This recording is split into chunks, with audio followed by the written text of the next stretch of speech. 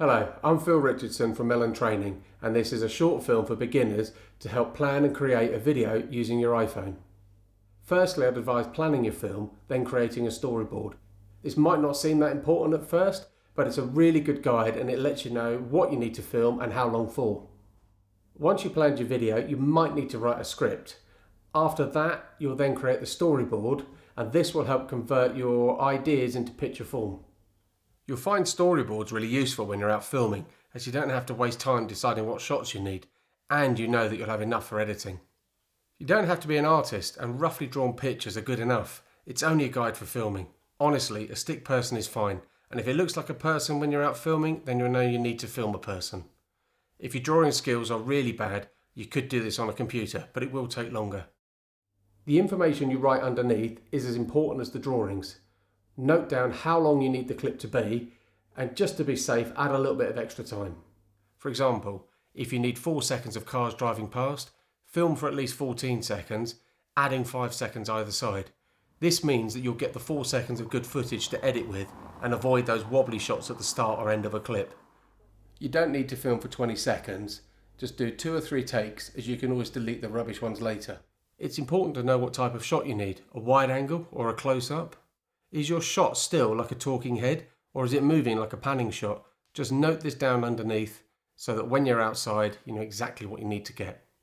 One final thing the storyboard shows you are the possibility of jump cuts. A jump cut is when 2 clips that are similar are edited next to each other, and when you play them, it appears like the subject jumps. If I start to film myself in this position and then use a bit that's slightly different, you can see that it jump cuts. This also happens if I change position completely. Even though I look the same size, the background's gone, my head's in a different position as well. To avoid jump cuts, make sure the 2 consecutive shots are different to each other, all just moving closer for the second shot. Here's a great example of how to do it. First of all, there's a wide shot of the whole scene, followed by a much closer image showing all of the detail. Alternatively, you could be deliberately creative and jump cut to different locations with a variety of backgrounds. Before you start filming, there are a few things to think about: location, framing and sound. Are you going to be talking directly to camera, or are you going to be as a voiceover? Look for consistent lighting. Try to avoid those days where the sun keeps popping out from the clouds. You can use window lighting, but don't stand with the window behind you because the background will become bright and you may become a silhouette. Use a window facing away from the sun. Stand to the side because the light is more flattering. When using a phone, I find it helps to lock the focus and brightness. This can be done quite easily by clicking on the centre of the screen and holding down for a couple of seconds. You can see the square flash twice. This has now locked the focus and exposure. Also, you find that the background can go lighter or darker. So by locking the exposure, you get a nice consistent image. If your lighting conditions are constant, this will also prevent the image from becoming darker and lighter as you film. Try to control your environment as much as possible. Stay in one location and have a neutral background. If the image is too dark, just press the centre of the screen and the double squares appear. Once they appear, we know it's locked. You can then slide it up to brighten and slide down to darken. When you're ready to film your piece to camera, make sure you're looking at the lens. If you look at yourself on the screen, it just looks odd. So look at the lens. Ideally, it's easy to have someone hold the camera whilst filming you. Plus, if you want, they can offer constructive feedback. But if you'd rather film yourself alone, then find a stand or a sturdy support for your phone or camera. Plus, you'll find the picture will be less shaky. Ideally, you want to hold your camera in a horizontal position. After all, most computers and TVs are orientated this way. Unless you're a budding Bill Viola, vertical images may not suit your film. Certainly do not mix the two, so it's really best to stick to the horizontal format. Sound is quite important when filming, especially if you want people to hear what you're saying. Unless you have a microphone, you're going to have to stand pretty close to your camera or phone. I'd say no more than 1 metre away.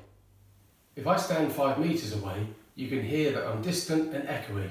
If I walk much nearer, say to about 1 metre, you can hear that I'm much clearer and the echo is reduced. If you go outdoors to film yourself when it's windy, you might find that your voice isn't that audible, so it's best to choose an indoor location. Because you're editing this, you can film it a few times until it's right. B-roll shots are the extra bit of footage that help explain your point or make the video more interesting to look at. Generally, they are relevant to the words spoken at the time, so if you're talking about a silhouetted tree, it really helps the viewer to show them a picture of a silhouetted tree. B-roll shots are added when you're editing.